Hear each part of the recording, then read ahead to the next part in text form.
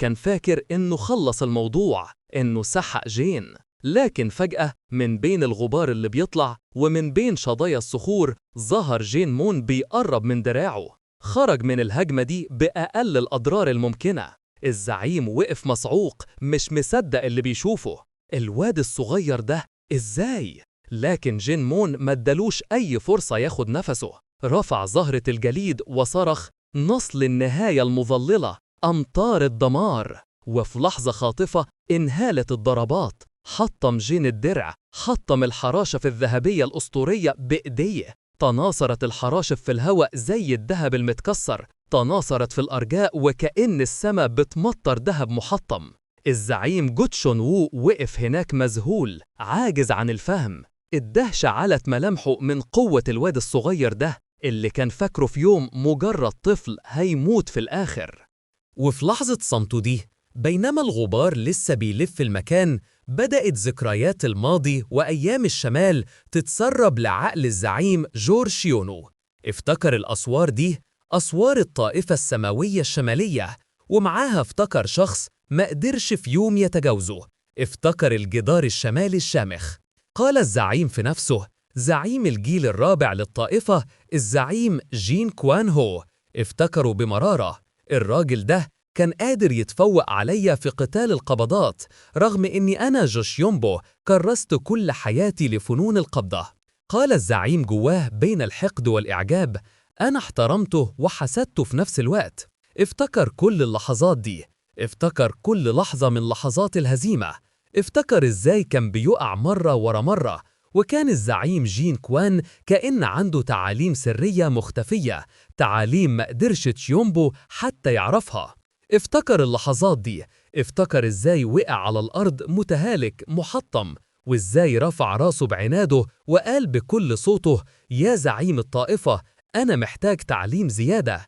كان صوت كبرياءه بيتكسر وهو بيقولها، لكنها كانت الحقيقة الوحيدة اللي اضطر يعترف بيها يومها، يوم اتسحق كبرياءه لأول مرة. رد عليه زعيم الطائفة، يا تشيو، أنت فعلا قوي جدا، كنت هخسر دلوقتي لو كنت ركزت أكتر شوية. مفيش شخص تحت السماوات قادر يتفوق عليك في طريق فنون القبضة. ثم كمل ونظراته مش بتفارق عينين جوتشيومبو، هيكون من الحكمة لو قدرت تتحكم في طبيعة قلبك الباردة. رفع راسه شوية وقال بثبات، كويس إن عندك تعطش للسلطة والقوة كمحارب، بس لازم تعرف إمتى كفاية. بمجرد ما تدرك الحقيقة دي هتخترق حدودك وتبقى أقوى من ما أنت عليه دلوقتي. سمع جورج يون والكلام ده، ملامشه اتغيرت، علامات الرفض والغضب باينة على وشه، كان كل كلمة بتخدش كبرياءه. ورغم كده انحنى بكل احترام وقال بنبرة تقيلة، هحرص إني أحط ده في اعتباري يا زعيم الطائفة. ثم سألوا القبضة الشيطانية بابتسامة خفيفة، خدت قرارك بخصوص اللي قلته آخر مرة بخصوص تقدمنا للبر الرئيسي؟ ضحك الزعيم جين وقال، هحتاج وقت زيادة عشان أفكر في الموضوع. أول ما سمع جوتشيون والكلام ده ملامحه اتغيرت، الغضب بدأ يغلي جواه، وقال في نفسه، مش بس إنك مش مهتم بتقدمنا للبر الرئيسي، لا، وكمان مش عايز تعلمني المرحلة الأخيرة من فنون الدفاع عن النفس الخاصة بتعليم القبضة. للآخر كنت بتخطط تحتفظ بتفوقك عليا. ثم اتبع، ليه مش بتقولها في وشي على طول؟ أنت خايف أتجاوزك في يوم من الأيام. ومرت الأيام وجات خيانة الطائفة السماوية الشمالية، خيانة ما طالتش شخص واحد، لا، دي طعنت الطائفة كلها في قلبها. في اليوم ده دخل جورج يونو قاعة المخطوطات، بدأ يدور بجنون، يعبث بين الأدراج، يفتش في كل ركن. صرح في نفسه، فين هي؟ مش ممكن تكون دي النهاية، هم علموني كل اللي ممكن يتعلموه بس. دور، فتش، قلب الورق، بس ملقاش حاجة. فين هي التعاليم السرية دي بتاعت الطائفة؟ وبينما كان بيدور زي المجنون رفع راسه فجأة، شافه، كان وراه، كان الولد الصغير جين مون واقف بيبصله بنظرات غضب، نظرات بتقطع القلب، نظرات بتسأل ليه؟ أدرك جورشيونو في اللحظة دي إن كل حاجة انتهت، وهمس جواب مرارة، فات الأوان دلوقتي على التراجع، ولكنه أدرك إنه لازم يطور فنون الدفاع عن النفس الخاصة بيه اللي ممكن تتجاوز تقنيات القبضة اللي بتدرسها الطائفة السماوية الشمالية. ولكنه فاق فجأة، خرج من أوهامه، ساب ماضيه وراه، رافع راسه وعينيه بتولع بهالة سودة، قال بصوت هز الهوا من حواليه: فنون الدفاع عن النفس اللي عملتها مخصوص عشان أهزم السماوات التسعة، مش مصدق إني على وشك استخدمها دلوقتي. خد نفس عميق، قبض على إيديه بقوة لدرجة إن العروق البارزة على إيديه اتشققت، ثم بدأ يفعل أقوى تقنياته. الأرض تحت رجليه اتهزت واتشققت، وهالته المزلزلة انتشرت في المكان، خلت الصخور تطير في الهواء، خلت جين مون يستشعر قوة مهولة وراه، وحس بتغير هالته عما كانت عليه قبل كده. صرخ صرخة مزلزلة وهو بيحشد كل طاقته في قبضته: القبضات الساطعة للسماوات. وفي لحظة شفنا قبضته بتنفجر بلهب مولع، لهب مش زي النار العادية، لأ، ده لهب شيطاني خلى أرض المعركة تتحطم وكل حاجة حواليه اتهزت مع القبضات المتوهجة دي. كان المشهد رهيب، مفيش صوت غير صوت اللهب، ومفيش حركة غير اهتزاز الأرض. الراجل اللي وقف مرة باسم الطائفة ودلوقتي بيحارب كوحش فقد كل قيود الرحمة. وأثناء هبوب الرياح العاتية في السهول دي ما بقاش في حاجة من الأرض إلا وكانت شاهدة على الدمار. السهول اتحذفت، التلال اتمسحت، كل حاجة اتدمرت بالكامل تحت قبضة واحدة من الزعيم جورشيونو. بينما كانت طاقته بتنفجر من حواليه، تشي هائل زي العاصفة التفت الاتنين لبعض، نظرات مش شايلة غير وعد واحد: دي النهاية. كانت لحظة من أساطير التاريخ، لحظة هتفضل محفورة في ذاكرة العالم. استعد الاتنين، طاقتهم ولعت لدرجة إن السما نفسها بدأت كأنها بتتهز. جوتشيونو المولع بتشيل كثيف اندفع ناحية جين مون، قبضته متغطية بنيران تشيل ملتهبة. جين مون تصدى للهجمة، احتكت قبضته بالسيف، لكن فجأة حس إن الضغط اختفى. تدارك الموقف بسرعة رغم إن سرعة جورشيونو كانت بتزيد بجنون، لكن جين مون أدركه في آخر لحظة. استدار، شافه جوتشو وكان وراه مستعد، كل قبضتيه مولعة بتشيل وحشي. صرخ بجنون وانقض عليه بتقنيته: القبضات الساطعة للسماوات. ضربة واحدة بس دكت الأرض دكة، غرست جين مون وسط الركام كأنه اتسحق بجبل، بل بجبل عظيم. لكن الزعيم ما وقفش. بكل وحشية وجبروت مسك جين مون من راسه ورفعه زي العروسة اللعبة ودك بيه الأرض مرة ورا مرة. كل ارتطام كان بيهز السهول تحتيهم. ثم رفع الزعيم خصمه عالي ناحية السما كأنه ولا حاجة، صرخ بأعلى صوته: إنك تفكر إنك لسه عندك القوة تقف قدامي حتى بعد ما تعرضت لضرباتي؟ قبضاتي الساطعة. أنت فعلا سليل جينهو، أنت فعلا سليل الخاين ده. قبضته ولعت أكتر، كل طاقته الداخلية اتدفقت لدراعاته حتى بقى كأنه نار عظيمة. طاقة تشي دي تفوق الوصف. وفي لحظة مفصلية بينما كان جين مون لسه متعلق في الهوا، أطلق الزعيم قبضته القاتلة واللي بدأت تفيض وتتوهج بقوة تشي: القبضات الساقطة السماوية. ضربة مدمرة هزت الأرض والسماء، ساحقة كل حاجة في طريقها. مقاطعة يونام كلها اتهزت تحت قوة الضربة دي. اتحدف جين مون أميال وأميال بعيد حتى اصطدم بقمة جبل ودمرها تماما مع دوي انفجار مدوي. جين مون كان بيتهاوى بين حطام الجبل، جسمه بيتدحرج فوق الصخور المتكسرة ووشه متغطي بالتراب والدم. من فوقه كان جو تشيون وو بيهضد بملامح بتولع غضب، ايديه بتتوهج بطاقة مرعبة، صوته وهو بيصرخ بيخلي القلوب تتهز وبيقول: لو كان العالم بيؤمن بده يبقى يسلم بالأمر على إنه حقيقة. وقال بنبرة مليانة احتقار: يا ابن الخاين، جه الوقت عشان ترجع لابوك. وفي اللحظة دي بينما كان جين مون بيهبط من السماء، تحت جسمه مباشرة سلسلة كاملة من التلال العظيمة كانت مستنياه. لكن الوغد ده جورج شيونو رفع قبضتيه ثم صرخ بأعلى صوته: أمطار الدمار السماوي. وعمل شلال من اللكمات، نيازك مدمرة بتتساقط من السماء زي أمطار الجحيم. آلاف الضربات، كل واحدة منها كانت بتفجر الأرض، كل واحدة كانت بتهدم الجبال. أول ما نزلت اللكمات، الأرض اتهزت، اتشققت واتزلزلت، سلسلة الجبال اللي كانت شامخة اتحولت لحفرة عملاقة ما بقاش ليها أثر. الأرض كلها كانت بتصرخ تحت وطأة القوة الهائلة. ومن بين التراب ومن عمق الحفرة دي نزلت القبضة الشيطانية الهائلة دي، مستحدفة وش جين مون مباشرة، دكت الأرض بيه، سحقته بكل ما أوتت من وحشية، حدفته زي الخرد عبر الأرض حتى غاب جسمه تحت الركام. جوشيونو وقف هناك بيحاول ياخد نفسه بعد ما استنفد معظم طاقته في الهجمة دي، واللي كانت قريبة تنسف السهول نفسها. لكن وهو بياخد نفسه حس بحاجة غريبة تحت رجليه، بص لتحت ولما نزل أكتر شاف المشهد اللي ما كانش يتوقعه. السليل الخامس جين مون كان قدر رغم كل حاجة يغرس سيفه زهرة الجليد في جنب جوتشيونو، ولكن ما كانش جين مون هو اللي حرك السيف، لا، دي كانت روح السيف نفسها زهرة الجليد اتحكمت في جسمه المنهك وغرس السيف في خصر الزعيم. وبعد ما زهرة الجليد طعنته في جنبه، بدأ جوتشيونيو يحس بحاجة غريبة، توتر، قلق، ألم. كان في حاجة، حضور تاني جوه جسمه. قال بصوت متقطع: إيه ده؟ حس كأن في حضور تاني، حضور لواحدة ست. صاح في نفسه: الواد ده ايه فنون القتال الغريبة دي اللي بيستخدمها؟ مش قادر أقرأ تحركاته، بيتحرك زي الظل، بيختفي من غير أثر.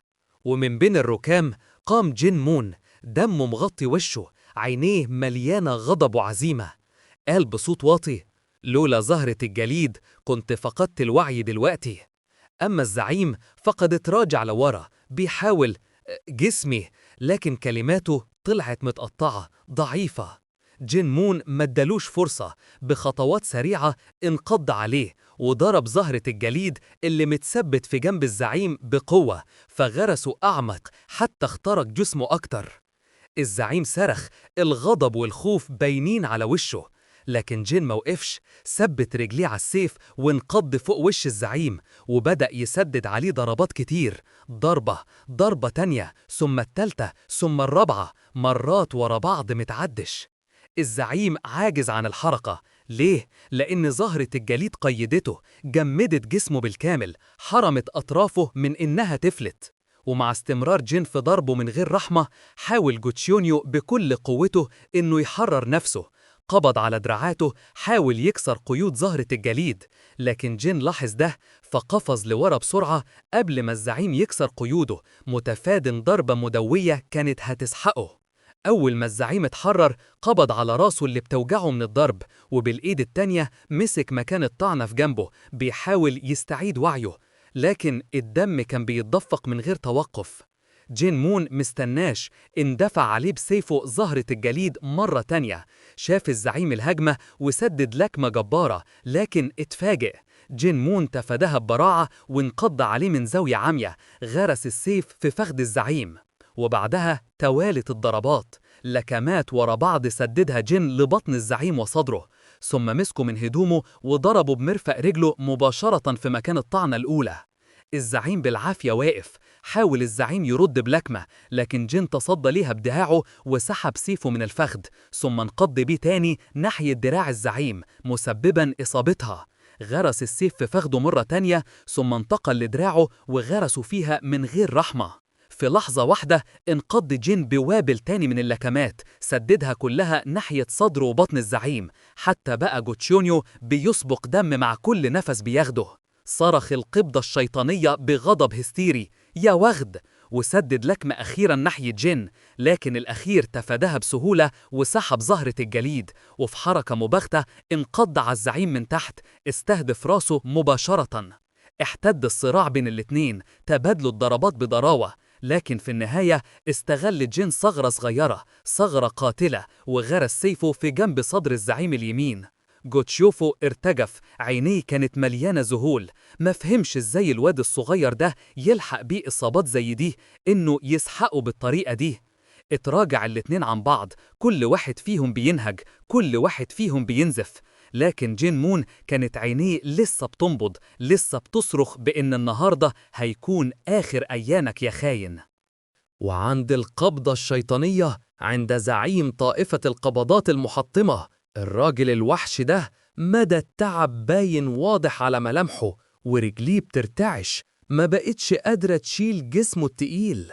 وبصوت متقطع تعبان همس كأنه بيعترف لنفسه: أنا بخسر من الواد الصغير اللعين ده. لكن بسرعة صرخ بجنون، غضب جارف انفجر من حنجرته: ما تخلينيش أضحك، أنا القبضة الشيطانية، أنا الزعيم جورج شيو، أنا قائد طائفة القبضات المحطمة. صرخاته فجرت المكان، هزت قاع الحفرة الهائلة، صدى صوته دوى عبر السهول، جمع كل اللي اتبقاله من طاقة، إيديه ولعت، انفجرت قوة القبضات الساطعة السماوية في جسمه، لهيب طاقة بيشتعل بكل جبروت حوالين إيديه. في المقابل كان جين مون واقف بثبات بنظراته الحادة قائلاً: الوقت جه عشان ننهي ده يا عمي جو. أخد جين مون وضعيته القتالية، بدأ يفعل تقنية 10,000 ظل، ظلال متدفقة بتلتف حوالين جسمه من كل ناحية. عينيه اتوسعت، دمه الأحمر غطى وشه كله، قال بصوت دموي ترتعش له القلوب: افتكر كلامي كويس، هقطعك حتت. وفي قاع الحفرة دي بين اشتعال طاقة الزعيم المتهاوية، وقف جين مون، لوح بسيفه تلويحة واحدة بس، تلويحة واحدة زلزلت الأرض، شقت السماء، دمرت الشجر، سحقت الجبال. انفجرت طاقة مدمرة، دمار هائل شق الأرض على امتداد عشرات الأميال. الدمار كان مرعب، صدى وصل لأصدقائهم البعيدين اللي كانوا بيراقبوا من بعيد، عيونهم اتوسعت من الذهول من حجم الكارثة اللي شافوا بدايتها دلوقتي. بنصل للحظة التاريخية اللي استنيناها من بداية الملحمة دي، لحظة سقوط العملاق، لحظة نهاية أسطورة عاش ومات رغبة في حكم عالم الموريوم، لحظة سقوطه، لحظة انهيار واحد من عظماء الطائفة السماوية الشمالية، جورج شيو، القبضة الشيطانية. كان جاثيا على ركبتيه، جسمه كله منهك وممزق، أثر ضربة جين مون كانت واضحة وعميقة على جسمه، كأن السيف قرب يقطعه نصين.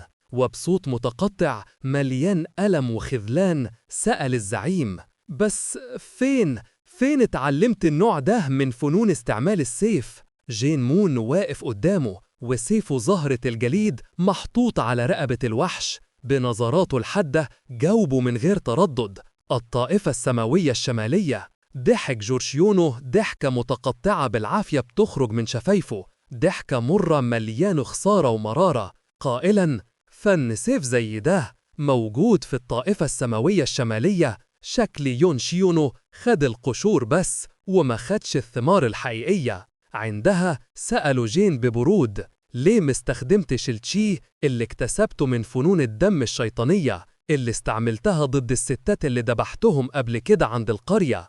الزعيم وراسه موطية على الأرض خائر القوة بيرد بغضب: أنت بتتكلم عن إيه بحق الجحيم؟ حتى لو كنت عايز القوة مش ممكن أسلك طريق الفنون الشيطانية. اتنهد الزعيم، لكن صوته بينخفض شوية بشوية: كل اللي عندي هو بس فنون قبضات التدمير السماوية. بدأت رحلتي في الطائفة السماوية الشمالية، لكن حتى لحظة موتي ما قدرتش أتجاوزها. بص الجين مون كأنه زي أبوه ما قدرش يتجاوزهم، وقال: انهيني هنا، اغضي عليا. وقف جين للحظة ثم سأله بصوت بارد: عندك أي كلام أخير؟ ضحك الزعيم ضحكة مكسورة وقال: أنت متوقع مني أعتذر عن أفعالي؟ لو عملت كده هينتهي بي الأمر متناقض معتقداتي، عشان كده لا مش.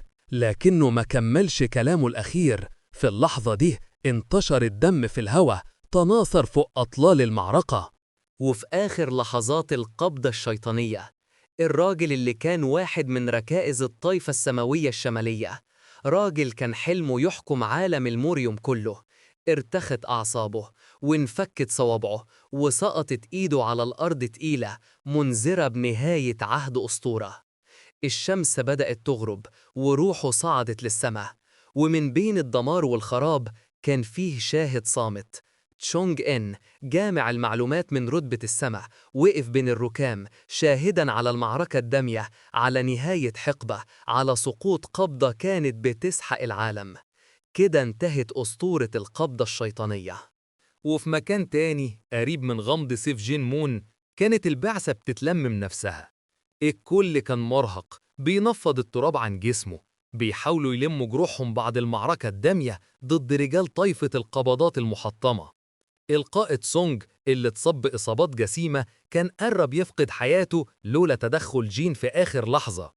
الكبير تانج كان بيطمن على الآنسة ماي، وأفراد السرية الحديدية بيتفقدوا بعض، بيعدوا خسايرهم وبيدوروا على الناجيين وسط الركام. أما جماعة التنين الأبيض التجارية فبدأوا يجمعوا جثث رجال القبضات المحطمة. الناس دي اللي كانوا في يوم من الأيام من أعمدة الطائفة السماوية الشمالية وحماة الموريوم ضد الليل الصامت.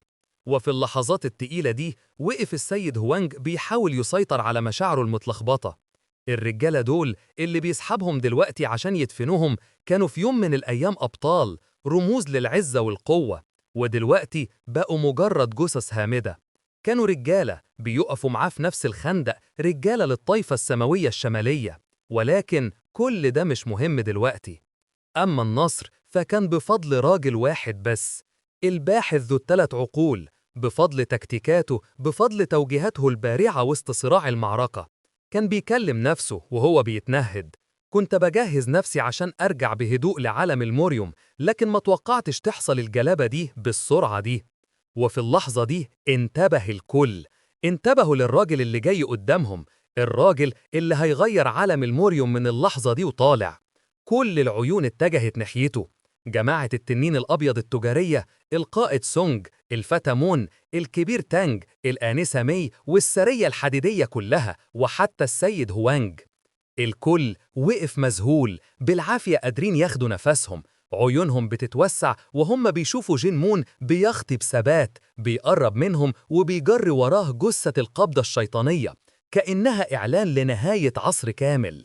جين لاحظ النظرات الغريبة اللي متوجهة ناحيته، حس بالرهبة اللي ملت الجو، وشوشهم كلها مليانة إعجاب، صدمة، رهبة من اللي شافوه دلوقتي. لقد كانوا واقفين دلوقتي وبيقدموا التحية للشاب ده، للأسطورة الجديدة دي، الأسطورة اللي أنقذت حياتهم، الأسطورة اللي وقفت في وش موت محتوم في اللحظة اللي كانوا فيها فقدوا كل أمل ليهم. جين مون ما بقاش مجرد ولد من الطائفة السماوية الشمالية، لقد أصبح شمس جديدة بتشرق فوق عالم الموريوم، وقد سجل دخوله ودخل للعالم من أوسع أبوابه. وعند النقطة دي هقف يا أصدقائي عند الحد ده. أرجو أنكم تكونوا استمتعتوا بالحلقة دي، وشكرا جزيلا ليكم على تفهمكم للتأخير اللي حصل مني. وآخر كلمتنا: سبحانك اللهم لا إله إلا أنت، وحدك لا شريك لك، أستغفرك وأتوب إليك.